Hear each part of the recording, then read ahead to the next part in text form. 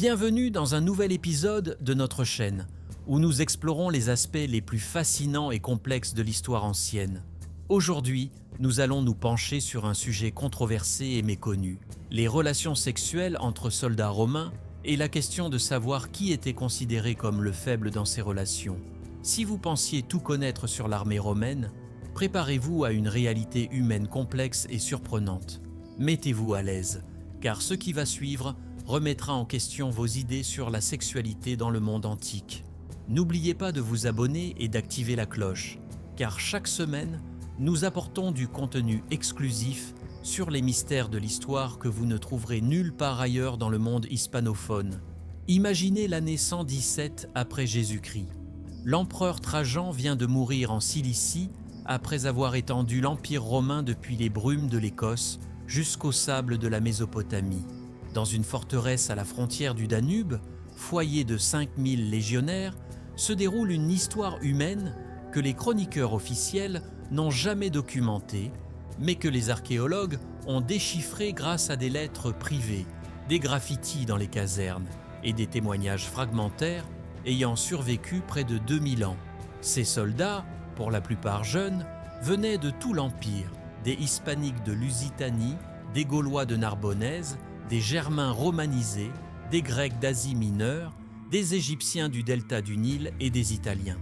Pendant leurs 25 ans de service militaire obligatoire, ils vivaient dans une société exclusivement masculine, régie par des codes d'honneur, une discipline et une hiérarchie inflexible qui dictaient chaque aspect de leur vie quotidienne, des marches autour de garde. Si cette introduction vous a captivé, likez cette vidéo, car la suite changera votre vision de l'armée romaine. La sexualité dans les légions était bien plus complexe que ce que les historiens traditionnels ont reconnu. Pendant des siècles, l'image de soldats stoïques réprimant leurs désirs sexuels au nom de la discipline et de la gloire a été perpétuée. Cependant, des recherches récentes basées sur des découvertes archéologiques telles que des tablettes de bois et des papyrus, ainsi que des réinterprétations de sources anciennes, révèlent une autre vérité. Les soldats romains étaient des êtres humains avec des besoins émotionnels, physiques et sexuels, qui ne disparaissaient pas pour avoir juré allégeance à l'aigle légionnaire. Lors de longues campagnes, loin des femmes de leur culture, dans des territoires hostiles où la survie dépendait de la cohésion, ils développèrent des relations intimes qui leur permettaient de supporter les réalités brutales de la guerre. La sexualité romaine fonctionnait selon des codes moraux différents des nôtres. Ce qui définissait si une relation était honorable n'était pas le genre, mais le rôle dans l'acte sexuel et la position sociale. Un citoyen romain pouvait avoir des relations avec des hommes sans perdre l'honneur, à condition d'assumer le rôle actif, considéré comme approprié pour un homme libre. Cela se transposait dans le domaine militaire où les hiérarchies étaient encore plus strictes. Un centurion vétéran entretenant des relations avec des soldats du rang n'était pas critiqué. Ces interactions étaient vues comme faisant partie du mentorat qui transformait les recrues en guerriers. Des lettres trouvées dans des forteresses comme Vindolanda en Bretagne ou Dura Europos sur la frontière orientale montrent un monde émotionnel riche. Une lettre poignante découverte en 1985 dans un fort en Germanie, écrite par Lucius Aternius à son doux Marcellus, décrit la solitude après son transfert avec des métaphores poétiques sur les nuits froides et des souvenirs de rencontres sexuelles qui révèlent une relation amoureuse profonde et durable, pleine de tendresse et de nostalgie. Si cette exploration vous fascine, abonnez-vous si vous aimez la vidéo. Chaque semaine, nous apportons du contenu exclusif sur l'histoire ancienne avec une rigueur académique. Les relations sexuelles entre soldats suivaient des schémas reflétant des besoins humains et des structures militaires. La plus courante était le mentorat érotique, une relation entre un vétéran de 30 à 40 ans avec au moins 10 ans de service et une jeune recrue, combinant enseignement militaire, protection paternelle et intimité sexuelle. Cela n'était pas considéré comme une déviation, mais comme faisant partie de l'intégration légionnaire. Le vétéran enseignait les techniques de combat, les traditions légionnaires et protégeaient le novice des abus, tandis que l'intimité naissait de la vie commune. Ils partageaient des tentes, dormaient ensemble pour conserver la chaleur dans les climats froids, se baignaient dans des rivières ou des thermes improvisés et dépendaient l'un de l'autre au combat. L'attraction sexuelle était presque inévitable dans ce contexte de proximité constante. Ces relations suivaient des codes d'honneur stricts. Le vétéran assumait le rôle actif, tandis que la recrue acceptait temporairement un rôle passif, comprenant que cela changerait avec son expérience militaire. Elle durait de 2 à 4 ans jusqu'à ce que la recrue devienne indépendante. Bien que l'aspect sexuel prenne fin, les liens émotionnels perduraient, créant des loyautés indéfectibles qui renforçaient l'unité militaire. Ces relations étaient intenses. Les vétérans ressentaient une affection paternelle, tandis que les recrues éprouvaient de l'admiration et un amour romantique. Cependant, les relations entre soldats de rang similaires, sans la structure de mentorat, étaient plus risquées. Là, décider qui assumait le rôle passif était problématique, car les Romains voyaient ce rôle comme dégradant pour un citoyen libre, surtout un soldat dont la masculinité était liée au combat. Pour éviter les conflits, les soldats alternaient les rôles, préservant la dignité par une confiance mutuelle et une communication intime. Les soldats utilisaient aussi des rituels de masculinité compensatoire après avoir assumé des rôles passifs, participant à des compétitions physiques, des duels d'entraînement agressifs ou des exploits au combat pour réaffirmer leur virilité devant la Légion. Des graffitis dans des forteresses, du mur d'Adrien à l'Euphrate, montrent que ces relations étaient courantes, avec des inscriptions explicites de rencontres sexuelles, des déclarations d'amour et des poèmes érotiques célébrant la beauté de compagnons. Une inscription en Pannonie trouvée en 1992 dit « Ici, sous les aigles de Rome, Gaius a trouvé en Marcus non seulement un frère d'armes, mais le feu qui transforme le fer en or et la peur en courage. » Cela suggère que les relations sexuelles étaient vues comme essentielles pour former des guerriers exceptionnels. Des sources littéraires comme Martial, Juvénal et Pétrone présentent ces relations comme normales, tandis que Végès, dans son traité militaire, évoque leur importance pour le moral et la cohésion au combat. Les testaments militaires offrent des preuves poignantes. Titus Flavius Virilis, centurion mort lors du siège de Jérusalem en l'an 70, légua ses biens à « mon très cher Marcus Antonius Priscus, mon compagnon à la guerre et mon réconfort en paix », suggérant une relation amoureuse profonde. Les rituels funéraires révèlent aussi ces liens.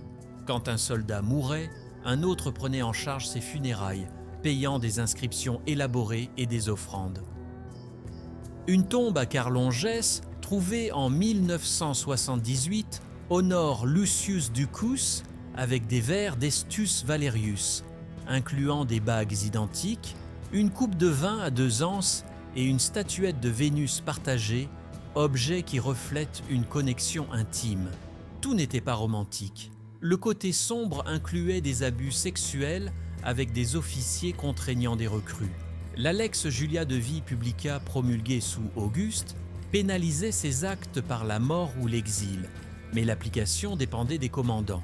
Les soldats créèrent des réseaux de protection et, dans des cas extrêmes, éliminaient les abuseurs lors d'accidents au combat. La discipline incluait des châtiments comme la fustigatio, une bastonnade publique pouvant aller jusqu'à 200 coups de fouet pour des comportements dégradants, comme la prostitution masculine interdite aux citoyens romains. Dans les territoires conquis, où la prostitution masculine était culturellement acceptée, comme en Grèce ou en Égypte, les soldats faisaient des faces à des tentations.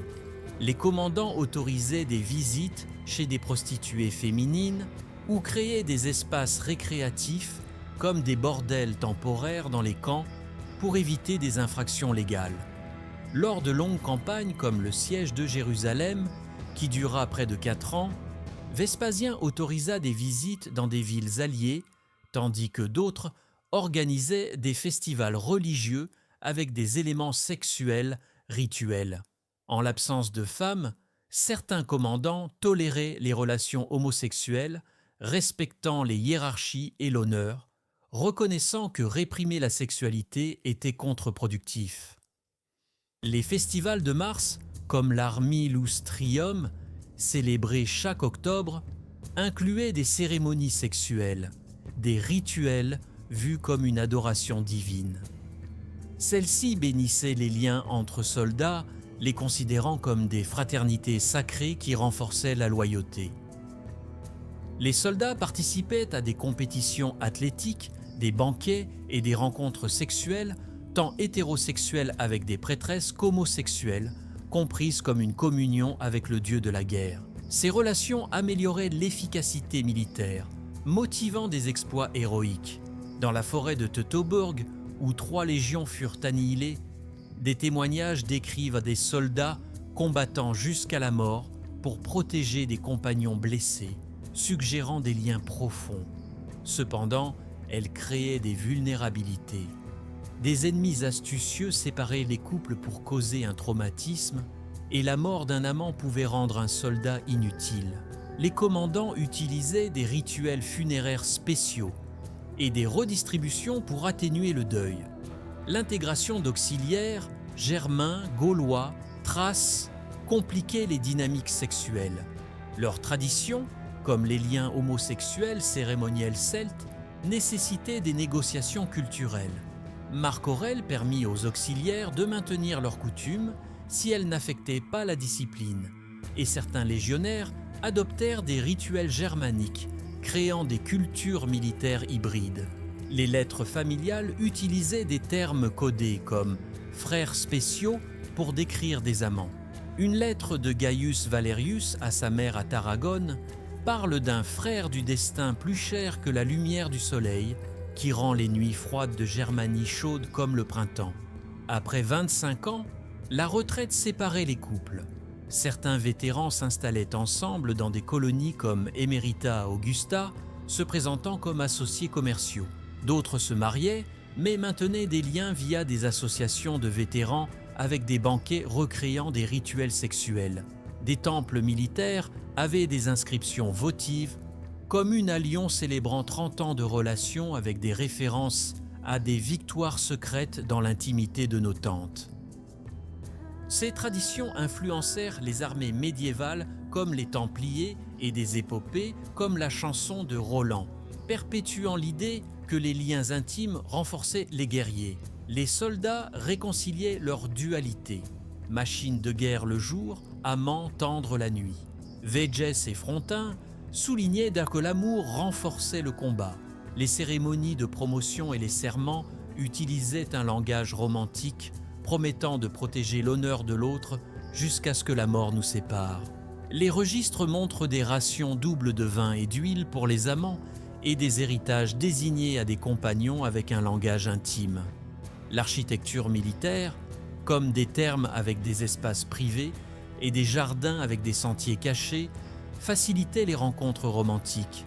Les Saturnales permettaient des expressions d'affection sans restriction, avec des inversions de hiérarchie. Les compétitions de lutte étaient des parades ritualisées, où les gagnants attiraient l'admiration romantique. Les chants de marche célébraient les amours avec des métaphores militaires, et les flûtes et tambours avaient des rôles romantiques. Cuisiner pour un compagnon, partager le vin d'une coupe, ou graver des noms sur des armes étaient des gestes d'amour. Les techniques de combat en couple exploitaient l'intimité, créant des équipes mortelles qui anticipaient les mouvements avec précision. Les lettres entre forteresses maintenaient des réseaux romantiques avec de la poésie et des promesses de retrouvailles, influençant même des décisions militaires. Si cette exploration vous a fasciné, abonnez-vous si vous avez aimé la vidéo et partagez vos pensées dans les commentaires. La semaine prochaine, nous explorerons les secrets sexuels des gladiateurs romains encore plus surprenants. L'histoire ancienne révèle la complexité humaine et l'étudier nous aide à mieux nous comprendre. Merci de m'avoir accompagné dans ce voyage à travers les secrets du monde romain. À la prochaine et continuez à découvrir l'histoire.